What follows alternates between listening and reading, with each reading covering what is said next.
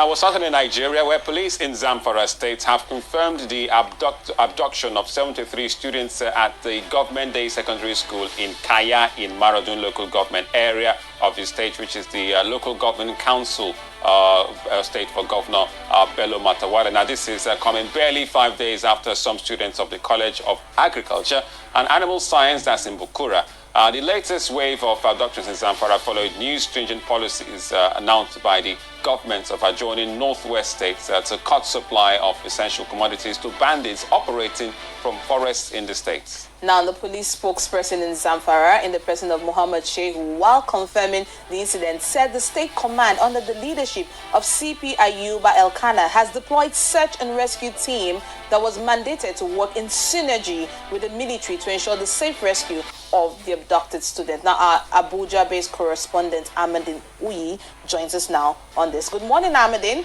This is yet another attack, just 5 days after the release of students from the College of Agriculture and Animal Science in Bakura. Tell us really what you know about this story so far. Good morning, Oluchi. Good morning, Olisa. It's very clear that there is a new black market economy, which is currently kidnapping for ransom. If you know, the Zamfara area used to be notorious for illegal mining. In fact, that was what fuel and bedded banditry in that region of the country. However, with the ban on artisanal mining and also with the efforts of the federal government to stop all illegal mining activities, the bandits have to turn to something else. And now kidnapping is the most lucrative, in fact, is the economy now in vogue, black market economy. You kidnap for ransom, you hear the kind of monies parents pay, and you hear the kind of monies state governments go behind to pay. It marvels you. This is an industry that is worth billions in naira. So the bandits have struck, and they've been very brazen about it. This time, just like you said, they have gone to the local government area council of the state governor. So we have talked here severally on this program that the state governors are helpless. You heard the Katsina state governor call sometime, calling on citizens to protect themselves. It was an act of desperation because it's been very clear that nothing is being done or nothing can be done at the federal level to stop this crime. Well, Amadin, so another kidnapping this time, abductions in Zamfara, 5 days after the one we saw at the College of Science in Bakura. Bello Matawale looks like his state is being, embattled and bedeviled by kidnapping and banditry. Is Zamfara perhaps taken to leapfrog the place of Kaduna in terms of banditry and kidnapping, where Nigeria is now security-wise? No, points of correction. Zamfara was the origin of banditry in the northwest, not Kaduna. Kaduna only came on board in the last few months because of the attitude of the governor and the government and the state government of Kaduna to handling the kidnapping issue. So it escalated. But everything in that region, the northwest region, started from Zamfara because Zamfara is rich in mineral resources, especially gold. So over the last few years, there have been a lot of illegal mining activities and a lot of activities, and this has fueled banditry. Remember, if you have been following the news, early this year, sometime last year, you hear of whole communities wiped by these bandits as they are fighting for territory. So it started in Zamfara, only that in the last few months, it came down because Kaduna had become the eye of the storm with so many institutions in Kaduna. Like I said, it's the black market economy. So, but it has never gone away in Zamfara. It has been there. I recall almost 2 years ago when I spoke to the National Secretary of the Mieti Allah Association, who was complaining that cattle rustling had become the norm, that their members were suffering seriously from these bandits, cattle rustling and the rest. From cattle rustling, now they have migrated to kidnapping of students. It's not the first time it has happened in Zamfara. We hope it is the last. We hope there's a new strategy to be able to change this. The government has tried severally, giving amnesty, calling on the bandits to come and return their weapons and be reintegrated into the society. But you know how this works. Someone who is used to banditry, who is used to making millions for doing nothing. You tell him to drop his arms, sit down, there is no job. Even if you as a government will pay him stipends, how much can you pay him? So until something decisively is done, those who are into it know that there are consequences for their actions. Then they will have a rethink when they want to go into banditry and kidnapping.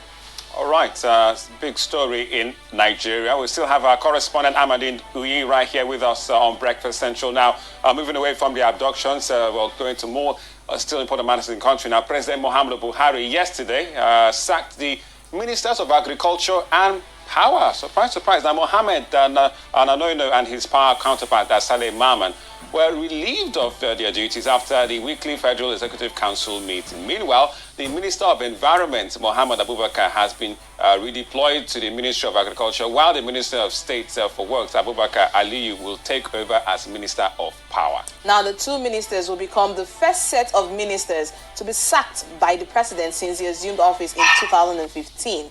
Now, his first set of ministers served out his first term. Amadin, I know you're still there. I mean, the president, it took everyone by surprise. Tell us what you make of the sack and the replacements as we speak. First of all, it's one of the most cheering news that has come from the presidency in the last 6 years. I say one of the most cheering news because I'll tell you from exclusive information. When these ministers, before they were appointed, they signed a performance bond with the president. And so a lot of us who had our ears on ground expected that there will be a review of their activities and their performance over time. But over the last 6 years, the presidency has given Nigerians this belief that once you are appointed into any executive position on behalf of the president, that you are there till the presidency will not do anything and will just allow you to sit. We have seen ministers, some ministers who have excelled. We have seen the Minister of Transportation, Rotimi Amechi, who on a monthly basis had to visit the Lagos-Ibadan standard gauge rail tracks when it was being constructed because he wanted them to the contractors to perform. That has been the most outstanding minister in this administration. But we have seen others who just sat down believing that they are now ministers on behalf of the federal government and nothing can be done. If you listen clearly to the statement Mr. President made, he said that this review will be continuous. Nigerians are happy about it. I read the statement of the presidential candidate of the Young Progressive Party during the last election, Kingsley Moghalu, who said that this would have been done 4 years ago. Now, the presidency has just 2 years to complete his tenure. Maybe he has finally started listening to public outcry on the performance of his appointees. So for us in the city center, for so many Nigerians on the street, Nigerians are excited because they believe that once Mr. President is able to wield this big stick, it will cause other ministers and other appointees of the president to sit down. And some will liken this to a kick in the butt, saying that you should be ready to perform. You are not just there to occupy an executive position attached with all the paraphernalia that comes with it. Nigerians expect these ministers to perform. We are here on News Central. We have done stories of the escalating prices of food in the market, recalling that the federal government has put in billions. There's currently a short clip that airs on News Central of farmers saying that they have not assessed intervention. These interventions are worth billions of naira. Yeah. So for a minister who just sits down, federal government intervention is not reaching the target audience, the food prices of food is escalating. We also remember that there was a Siemens deal which was being supervised by the former chief of staff. That was what led him to catch COVID-19 when he went to Germany. Yeah. It was expected that by this time, our transmission would have been boosted and even generation capacity would have been boosted. But Nigerians are not feeling it.